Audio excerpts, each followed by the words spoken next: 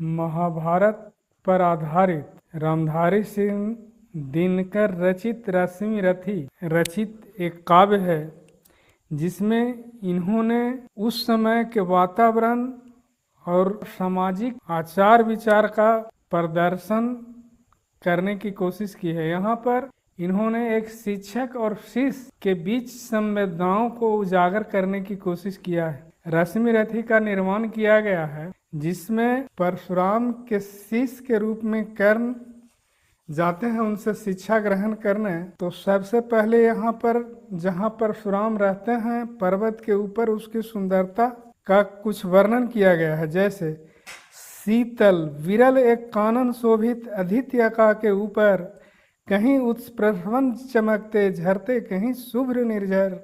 जहाँ भूमि समतल सुंदर है, नहीं दिखते हैं पाहन, हरियाली के बीच खड़ा है विस्तृत एक उटज पवन। आसपास कुछ कटे हुए पीले धन खेत सुहाते हैं, सशक मूस गिलहरी कबूतर घूम घूम कर खाते हैं।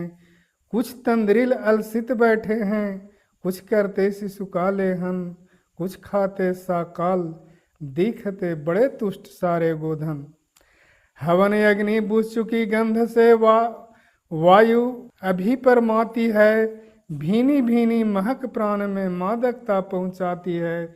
धूम धूम चर्चित लगते हैं तरु के श्याम, छदन कैसे छपक रहे हों शिशु के अलसित कजरा रे लोचन जैसे। विरल कानन के पौधों से किरणें छन कर आती है, उसका वर्णन इन्होंने बहुत सहज ढंग से किया है। धूप धूप चर्चित लगते हैं तरु के श्याम, छदन कैसे छपक रहे हों शिशु के अलसित कजरा रे लोचन जैसे।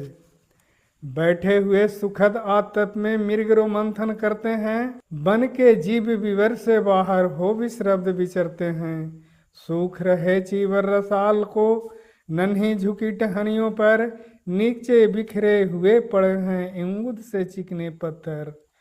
अंजनी दर्भ पलाश का मंडल, एक ओर तप के साधन, एक ओर हैं टंगे धनुष तुनीर तीर बरछे भीषण। यहाँ पर इन्होंने प्रकृति के वातावरण, नहीं ज़्यादा गर्मी और नहीं ज़्यादा ठंडे के मौसम में जो सुंदरता, जो आनंद होता है, और एक ऋषि के पास में वन जीव निर्भय होकर विचरते हैं, इसका बड़ा ही सुंदर ढंग से वर्णन किया गया है। इसके आगे चमक रहा त्रिनकुटी द्वार पर एक परशुआ भासाली, लौह दंड पर जड़ित पड़ा हो मानो अर्धंशुमाली। श्रद्धा बढ़ती अंजनी दर पर, परशु देख मन डरता है, युद्ध शिविर या तपोभूमि समझ नहीं कुछ पड़ता है। हवन कुंड जिसका यह, उसके ही क्या है धनुष कुठार, जिस मुनि की यह सुश्रवा उसी की कैसे हो सकती तलवार।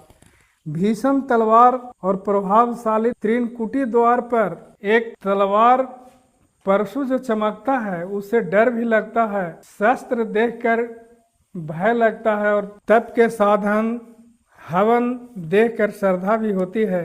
ऐसा लगता है मानो आई है वीरता तपोवन में, क्या पुण्य कमाने को, या संन्यास साधना में है दैहिक शक्ति जगाने को। मन ने तन का सिद्ध यंत्र अथवा शस्त्रों में पाया है, या कि वीर कोई जोगी से जुक्ति सीखने आया है। परशु और तप ये दोनों वीरे को ही होते सिंगार, कलीब न तो तप ही करता है, न तो उठा सकता तलवार। तप से मनुष्य दिव्य बनता है, खड विकार से लड़ता है, तन की समर भूमि में लेकिन काम खड़ग ही। कलीब के लिए न तप है, न वीरता है, न तलवार है।